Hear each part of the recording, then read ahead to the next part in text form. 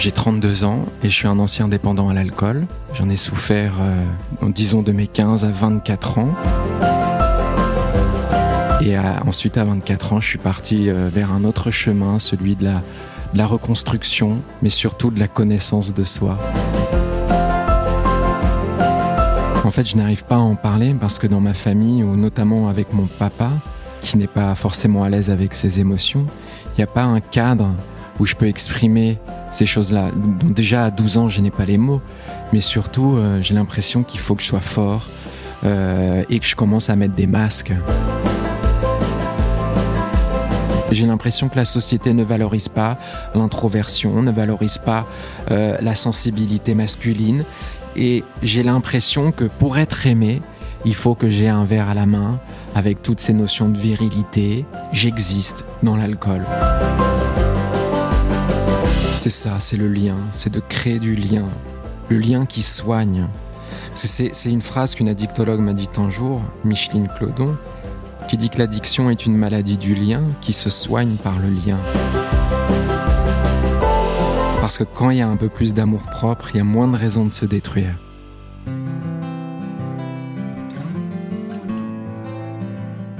Bonjour, je suis Delphine Rémy et je vous accueille sur le podcast Naître princesse, devenir guerrière.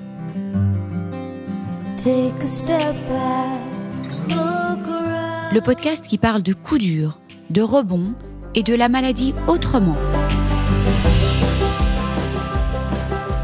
Le livre de Baptiste, intitulé D'avoir trop trinqué, ma vie s'est arrêtée, ainsi que notre enregistrement de podcast m'ont profondément ému, je pourrais même dire bouleversé.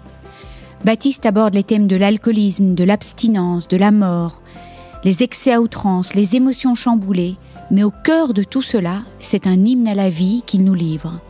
Car Baptiste a fait le choix de la vie.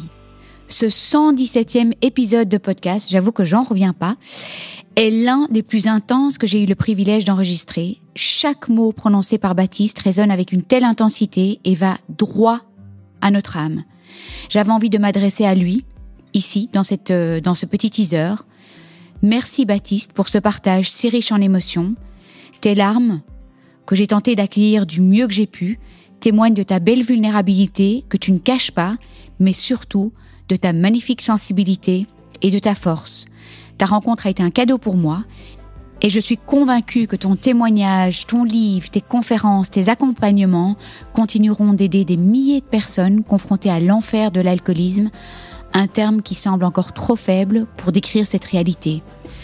Un petit trigger warning quand même, ce podcast va susciter de vives émotions, c'est sûr, mais je vous encourage vivement à l'écouter.